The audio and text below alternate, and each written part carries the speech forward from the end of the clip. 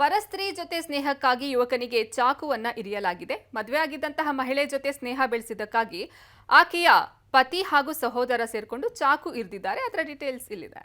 ಪರಸ್ತ್ರೀ ಜೊತೆ ಸ್ನೇಹಕ್ಕೆ ಹಪ್ಪಹಪಿಸುತ್ತಿದ್ದವನಿಗೆ ಚೂರಿ ಇರಿತ. ಮಹಿಳೆಯ ಸಹೋದರ ಹಾಗೂ ಗಂಡನಿಂದ ಚಾಕು ಇರಿತ.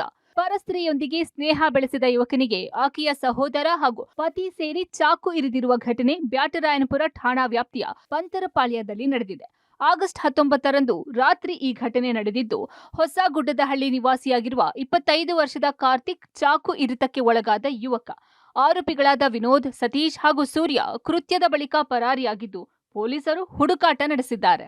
ಆಟೋ ಚಾಲಕ ವೃತ್ತಿ ಮಾಡಿಕೊಂಡಿದ್ದ ಕಾರ್ತಿಕ್ ವಿವಾಹಿತ ಮಹಿಳೆಯೊಬ್ಬರ ಹಿಂದೆ ಬಿದ್ದಿದ್ದ. ಆಗಾಗ ಭೇಟಿಯಾಗಲು ಹೋಗ್ತಾ ಇದ್ದಿದ್ದನ್ನ ತಿಳಿದ ಆಕೆಯ ಪತಿ ಸತೀಶ್ ಹಾಗೂ ಸಹೋದರ ವಿನೋದ್ 3-4 ಬಾರಿ ಕಾರ್ತಿಕ್ಗೆ ಎಚ್ಚರಿಕೆ ಸಹ ನೀಡಿದ್ರು. ಆದ್ರೂ ಸಹ ಮತ್ತೆ ಮಹಿಳೆಯ ಜೊತೆ ಸ್ನೇಹ ಮುಂದುವರೆಸಿದ್ದ ಕಾರ್ತಿಕ್ ಸೋಮವಾರ ರಾತ್ರಿ 11ರ ಸುಮಾರಿಗೆ ಮಹಿಳೆಯೊಂದಿಗೆ ಮಾತನಾಡಲು ಪಂತರಪಾಳ್ಯಕ್ಕೆ ಹೋಗಿದ್ದ.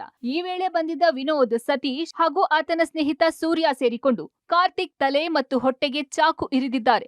ಘಟನೆಯಲ್ಲಿ ಗಂಭೀರವಾಗಿ ಗಾಯಗೊಂಡಿರುವ ಕಾರ್ತಿಕ್ ಕುಟುಂಬದವರ ಸಹಾಯದಿಂದ ಆಸ್ಪತ್ರೆಗೆ ದಾಖಲಾಗಿದ್ದಾನೆ. ಕಾರ್ತಿಕ್ ಅನ್ನೋನಿಗೆ ವಿನೋದ್, ಸೂರ್ಯ ಮತ್ತು ಸತೀಶ್ ಅಂತ ಹೇಳಿ 3 ಜನ ವ್ಯಕ್ತಿಗಳು ಆತನಿಗೆ ಹೊಡಿತಾರೆ. ಹೊಡೆದ್ಬಿಟ್ಟು ಮತ್ತೆ ಚಾಕುವಲ್ಲೂ ಕೂಡ ಚುಚ್ಚುತ್ತಾರೆ. ವಿನೋದನ ತಂಗಿನ ಇವನು ಸ್ವಲ್ಪ ಚುಡಾಯಿಸ್ತಾ ಇರ್ತಾನೆ. ಕೆಲವು ದಿನಗಳ ಹಿಂದೆ ಇವರು ಯಾರು ವಿನೋದ್ ಮತ್ತು ಒಬ್ಬ ಫ್ರೆಂಡ್ ಸೂರ್ಯ ಅಂತ ಹೇಳಿ, ಅದು ಯಾರು ಲೇಡಿ ಇದ್ದಾರೆ ಅಂದರೆ ವಿನೋದನ ತಂಗಿ ಇದ್ದಾರೆ, ತಂಗಿನ ಗಂಡ ಸತೀಶ್ ಅಂತ ಹೇಳಿ, ಅವರೆಲ್ಲರೂ ಕೂಡ ಆತನನ್ನು ಅವತ್ತಿನ ದಿವಸ ಪಂತರಪಾಳ್ಯದಲ್ಲಿ ಕರೆಸಿ ಆತನಿಗೆ ಹೊಡಿತಾರೆ. ಆಮೇಲೆ ಅವನು ಚಾಕು ಚೂಸ್ತಾರೆ.